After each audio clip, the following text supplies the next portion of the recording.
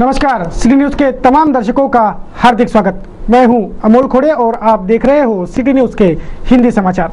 चलिए करते हैं न्यूज बुलेटिन की शुरुआत में देखेंगे जीने की राह, यह पथदर्शक सुविचार।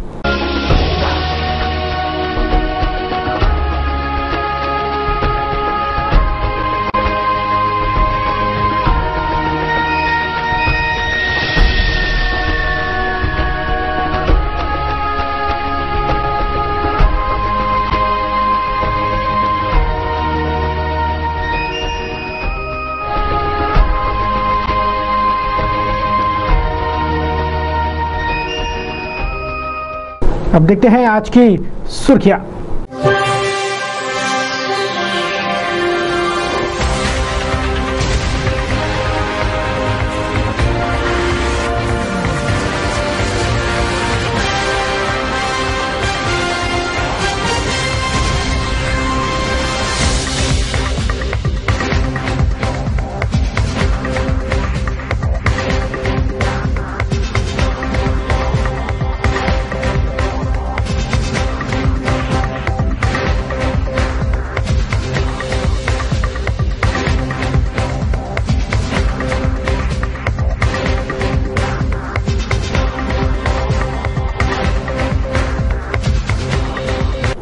ये थी आज की सुर्खियां और सुर्खियों के प्रायोजक थे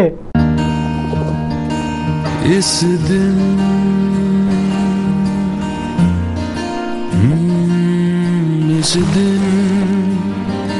का सबसे सुहाना पल कौन सा है, क्या कहता है।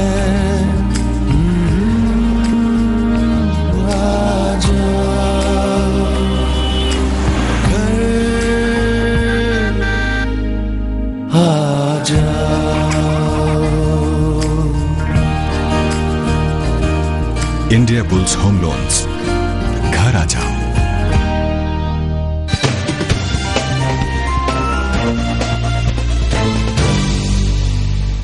क्या रहा अमरावती शहर का हाल, देखते हैं संपूर्ण समाचार विस्तार से। जिला परिषद के शिक्षा विभाग का रिश्वतखोर अधिकारी गुरुवार को एंटी करप्शन दस्ते के हत्थे चढ़ गया।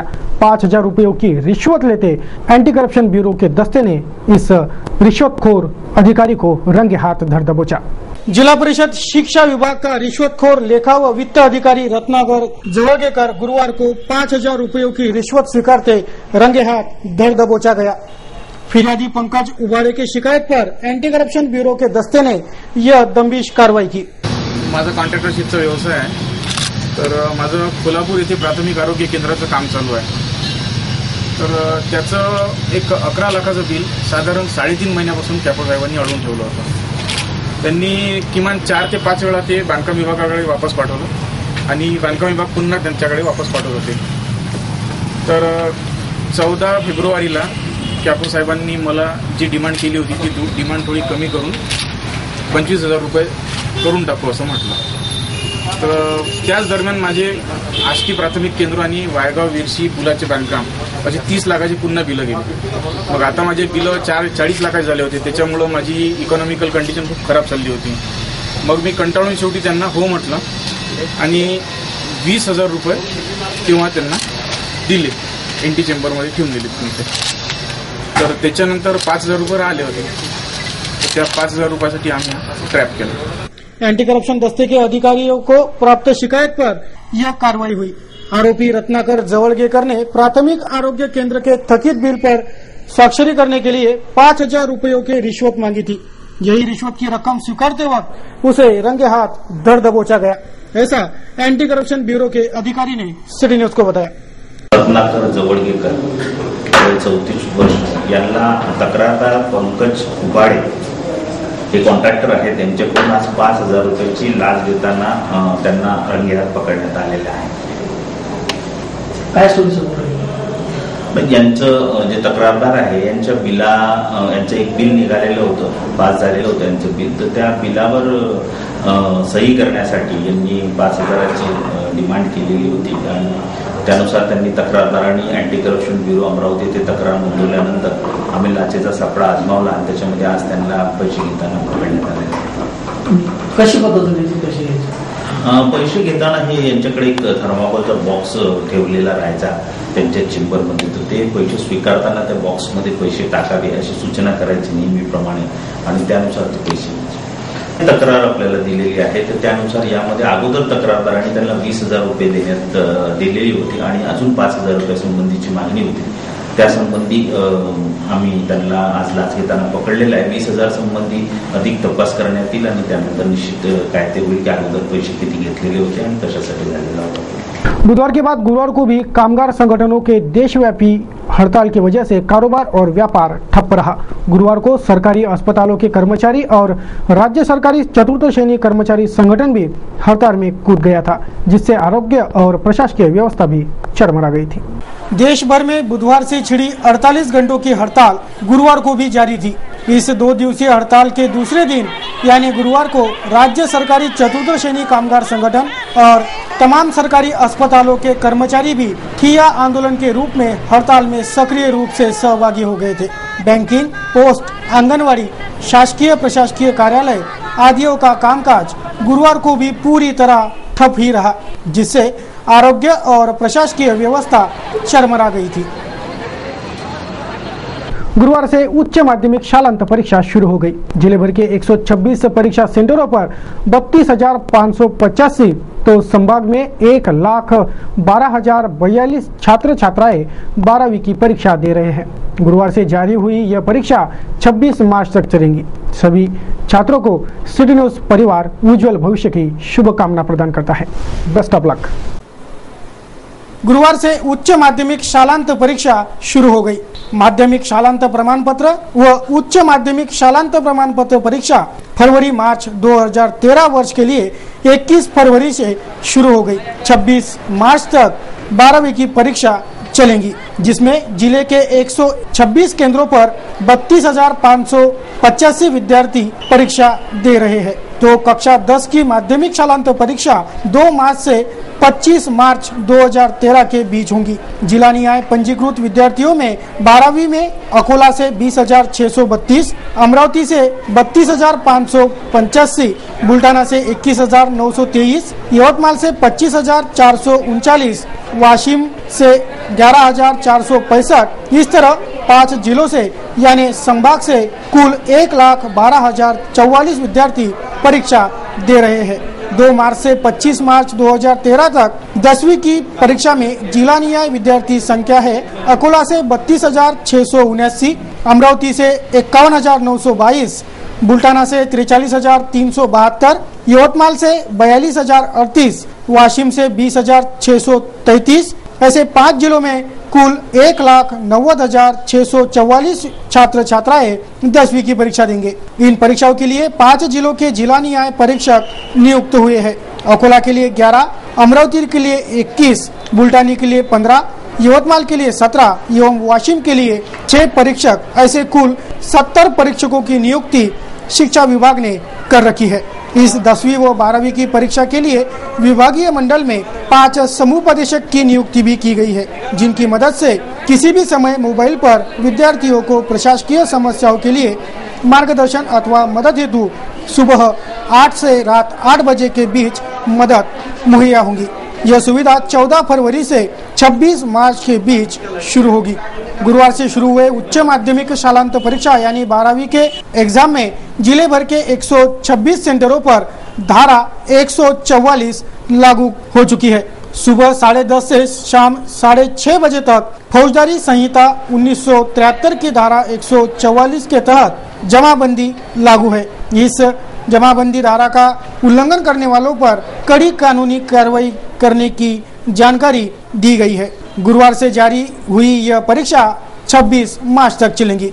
सभी छात्रों को सिटी न्यूज परिवार उज्जवल भविष्य की शुभकामना प्रदान करता है। Best of luck. Nagpur gate स्थित मनपा स्कूल में गुरुवार को नगर सेविका अर्चना राजगुरु के हाथों आधार कार्ड सेंटर का उद्घाटन किया गया। यह सेंटर छात्रों के आधार कार्ड बनवाने में मददगार होगा और नागरिकों को भी सुविधा प्रदान करेगा, ऐसा आशावाद इस वक्त व्यक्त किया गया। चपरासीपुरा स्थित मनपा स्कूल में विज्ञान प्रदर्शनी का आयोजन संपन्न हुआ। छोटे छोटे अन्य वैज्ञानिकों ने अपने वैज्ञानिक मॉडल्स रख उनके वैज्ञानिकता का परिचय दिया। महानगर पालिका उर्दू स्कूल चपरासीपुरा में विज्ञान प्रदर्शनी का आयोजन गुरुवार को संपन्न हुआ। वासी अब्दुल के हाथों इस विज्ञान प्रदर्शनी का उद्घाटन किया गया। छात्रों ने वैज्ञानिक दृष्टिकोणों से प्रेरित होकर बनाए वैज्ञानिक मॉडल्स इन विज्ञान प्रदर्शनी में रखे गए थे। गुरुवार को नारी प्रबोधन मंच द्वारा आयोजित बाल संरक्षण समिति की बैठक संपन्न हुई। इस बैठक में स्कूली छात्राओं ने बेडर होकर उन्हें होने वाली परेशानियों की वस्तुस्थिति बयां की। छात्राओं की शिकायत है कि उन्हें परिवहन और मंचलों के हुदंगल का सामना करना पड़ता है, इसमें सुधार जरूरी है। नारी प्रबोधन मंच द्वारा आयोजित बाल संरक्षण समिति की महत्वपूर्ण बैठक गुरुवार को संपन्न हुई। छात्राओं को सताने वाले त्रासदी से रूबरू होने इस बैठक का आयोजन किया गया था। इस बैठक में छात्राओं ने बड़े निडरता से उन्हें होने वाले त्रासदी की हकीकत बयां की। सुनिए इन छात्राओं ने कैसे अपनी अपनी आपबीती सुनाई। मी सावंगा या गावात राहतो। आमच्या सावंगा या गावाहून जो रस्ता जातो अंतराला, त्या सावंगा गावाहून अंतराळ शिकणारे 5 ते 10 पर्यंत जे मुलं आहे ते सावंग घेऊन अंतराळ या रस्त्याला जाते शिकायले। त्यामुळे तो रस्ता बेकार असल्यामुळे त्या विद्यार्थ्यांना जाण्यास खूप त्रास होतो आणि येणारे जाणारे जे प्रवासी असतात त्यांना सुद्धा तो त्रास सहन करावा लागतो। हा जो रस्ता आहे तो यशोमतीताई ठाकूर यांच्या निधीतून मंजूर झालेला आहे, पण तो 5-6 महिने झाले की त्याच्यावर गिट्टी आणि मुरून टाकतात आणि निघून जातात। याच्यामुळे तो रस्ता पूर्ण व्हावा अशी मी आग्रहाची विनंती करतो। आणि आमच्या गावात गल्ल्या ज्या आहे त्या कॉन्क्रीटच्या बांधण्यात यावा, कारण की पावसाळ्यात त्या गल्ल्या खूप चिखलाने भरतात आणि आम्हाला बाहेर निघण्यास आणि फिरण्यास त्रास होतो। त्यामुळे त्या गल्ल्या कॉन्क्रीटच्या बांधण्यात याव्या अशी सुद्धा मी विनंती। सर्जापूर येथे 5-6 किलोमीटर हातुर्णा हा रोड आहे। तिथं एका गाडीवर 3 मुलं आणि एका गाडीवर 2 मुलं होते। तिकडून 5-6 मुली आमच्या शाळेतून चंद्रबांची विद्यालयातून शाळा सुटली आणि त्या शाळेतून आल्या मुली, तेव्हा त्यांना त्यांच्या छेडखानी केली, त्यांचे कोणाचे ड्रेस ओढला आणि एका मुलीच्या गालावर नख वगैरे हे केलं होतं त्यांनी। तर ते म्हणजे एका मुलीचा हात पकडला तर ती मुली त्याला म्हणत होती का सोड दादा, तर ते म्हणत होती म्हणे का बा मी सोडत नाही। तर आम्ही ती समस्या बालगटाकडे मांडली आणि CPC मेंबरकडे सुद्धा दिली। बस पण आम्हाला आमच्या गावामध्ये बस सुद्धा चालू करायची आहे आणि ही घटना 14 फरवरीची। माझ्या गावाचे नाव धानोरा कोकाटे आहे आणि माझ्या गावामध्ये जे शाळा आहे त्या शाळेमध्ये 92 विद्यार्थी आहे आणि 3 शिक्षक आहे आणि आमच्या शाळेमध्ये 7 वर्ग आहे आणि 3 शिक्षक लोक जे आहे ते 7 वर्गाला कसे शिकवणार, म्हणून आम्हाला मुख्याध्यापक आणि शिक्षक पाहिजे, एवढीच माझी सगळ्यांना विनंती है। स्कूल जाते आते वक्त परिवहन विभाग से होने वाली परेशानी और मंचलों द्वारा होने वाली छेड़छाड़ का प्रभावी बंदोबस्त हो, ऐसी पुरजोर मांग इन छात्राओं ने भरी बैठक में रखी। इन तमाम शिकायतों का निपटारा प्रभावी रूप से हो और भविष्य में कभी भी इन घटनाओं की पुनरावृत्ति न हो, इस पर समूचे महकमे ने ध्यान देना बेहद जरूरी हो गया है। देखते हैं क्या कुछ हुआ महानगर में। एक नजर में देखेंगे महानगर की कुछ मुख्य खबरें। कामगार संगठनों ने देशव्यापी हड़ताल को जिले की जुड़वा नगरी अचलपुर परतवाड़ा में भी व्यापक प्रतिसाद मिला। परतवाड़ा शहर में तमाम बैंक, प्रशासकीय कार्यालय, डाक विभाग आदि बंद के मद्देनजर कड़े बंद रहे और कामगार संगठनों ने एकजुटता का परिचय देकर बंद सफल किया।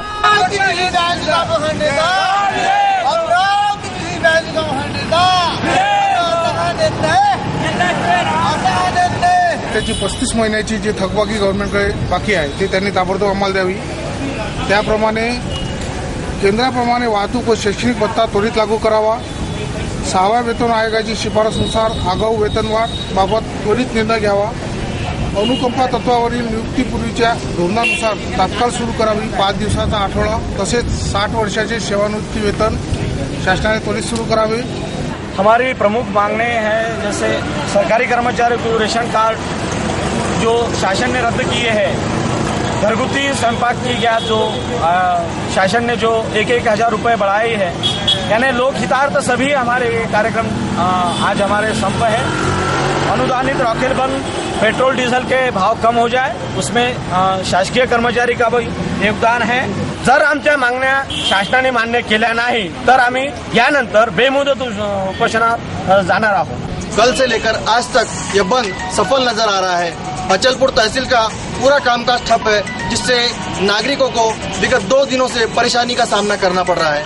कैमरामैन मोनी के साथ नितेश किलेदार, सिटी न्यूज परतवाड़ा। और एक बंद का माहौल रहते भी परतवाड़ा में कृषि उपज मंडी पर बंद का कोई असर नहीं हुआ। मंडी में नियमित रूप से बड़े मात्रा में कृषि उपज की आवक और खरीदारी चलती रही, जिससे किसान वर्ग को कुछ राहत मिली। आज की तारीख की अगर आप बात करते हैं 21/2/2013 की, तो आज पूरी दुनिया की मंडी बंद है। कारण उसका यह है कि SBI की हड़ताल है। लेकिन परतवाड़ा कृषि उत्पन्न बाजार समिति एक ऐसी मंडी है, यहाँ का अर्थिया एक ऐसा है कि कितने भी रुपए की आवक रहने के बाद में आज यहाँ नकदी चुका रहा है और आज भी यहाँ मंडी चालू है। क्योंकि आज की जो तेजी है काश्तकार को मिलना चाहिए। अगर मंडी बंद रहेंगी तो काश्तकार को तेजी का फायदा नहीं मिल सकता। परतवाड़ा में कांग्रेस पार्टी का वचन पूर्ति सम्मेलन हाल ही में संपन्न हुआ। अचलपुर विधानसभा चुनाव में चुनावी वचननामा घोषित किया था।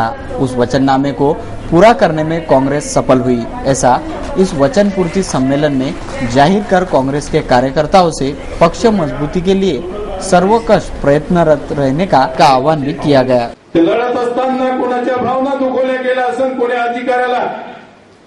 अधिकाऱ्याच्या भावना दुखवल्या गेल्या असेल तर मला चालत, पण माझ्या कार्यकर्त्याचं काम कुठं होत नसेल तर गरमपणा तर सोडा, त्याच्या समोर काही करायचं असेल तर त्याची माझी तयारी आहे।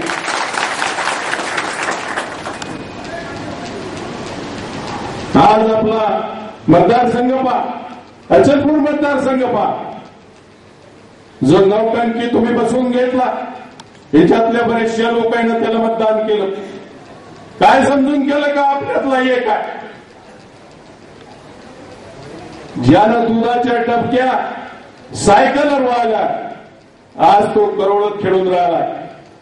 आज कोणा गावाची जमीन विक्रीवर निघाली तर आपल्या आमदाराशिवाय, आपल्या आमदाराच्या नातेवाईकाशिवाय कुणी घेणार नाही। मेरे गांव मतदारसंघ आमदार हूं कांग्रेस पक्ष का और कांग्रेस के कार्यकर्ताओं ने चुन के दिया और करीब 3 साल हुए जो विधानसभा में उस वक्त चुनाव के वक्त मेरगांव मतदारसंघ के कार्यकर्ताओं ने मुझसे जो वचन दिया था वो वचन की पूर्ति मैंने 3 साल में किया है। अचलपुर तालुका के मेरगांव मतदारसंघ में जितने भी जिला सर्कल आते हैं वो जितने मतदार सर्कल में जिला सर्कल में कांग्रेस के बबलू देशमुख, विधायक केवलराम काळे, जिप सदस्य सुरेखा ठाकरे, नगर अध्यक्ष अरुण वानखड़े सहित सैकड़ों कांग्रेसी कार्यकर्ता इस सम्मेलन में उपस्थित थे।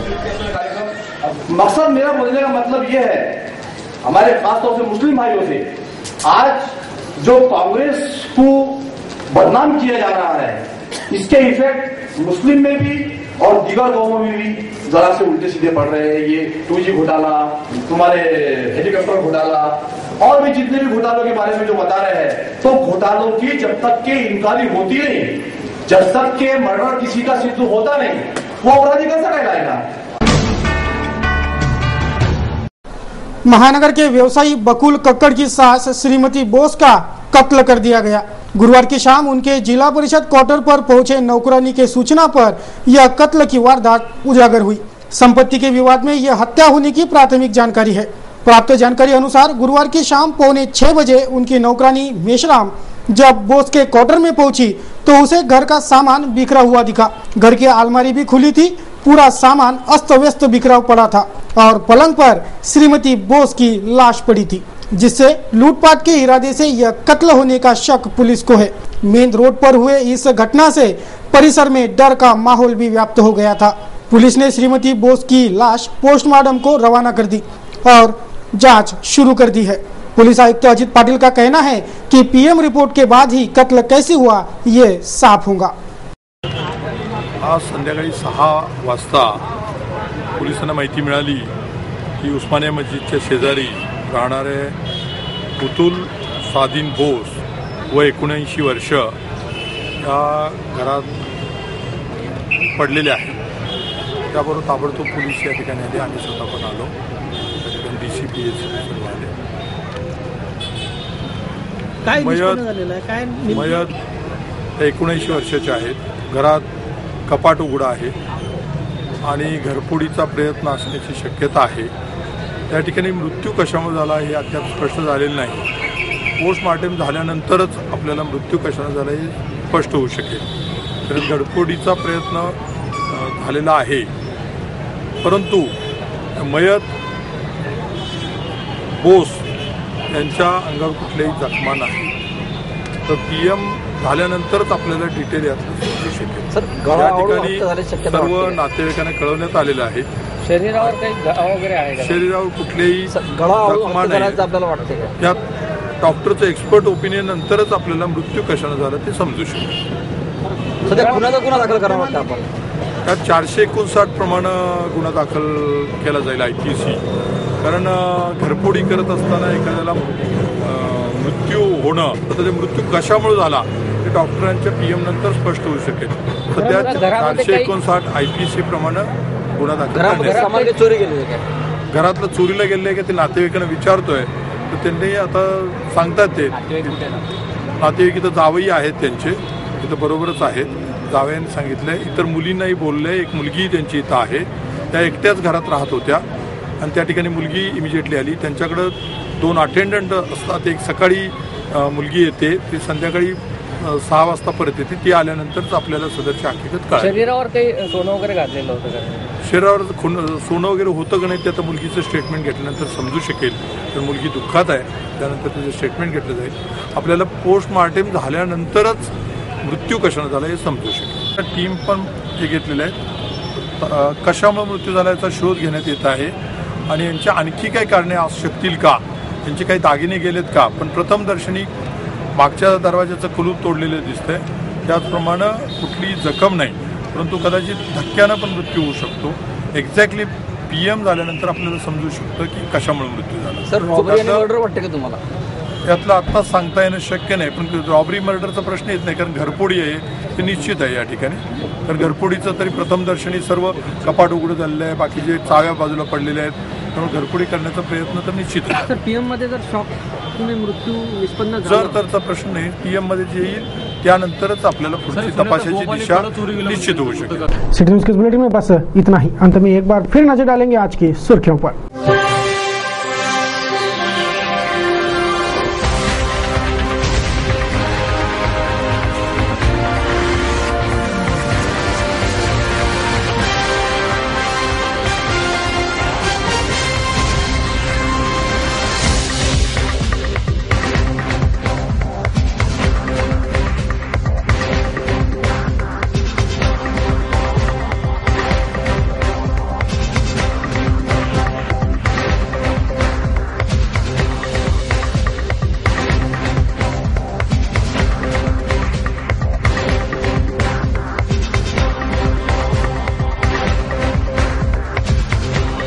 सिटी न्यूज के बारे में आपके अमूल्य विचार एवं सुझाव सादर आमंत्रित है. हमारा पता है सिटी न्यूज कार्यालय धनराज लेन सक्कर 7 अमरावती. हमारा वेबसाइट एड्रेस है www.citynews.net.in. सिटी न्यूज पर कार्यक्रम और खबरों का सिलसिला यूं निरंतर बना रहेगा. आप बने रहिए सिटी न्यूज के साथ और तब तक के लिए मुझे दीजिए इजाजत. जय हिंद. इस दिन का सबसे सुहाना पल कौन सा है, क्या कहता है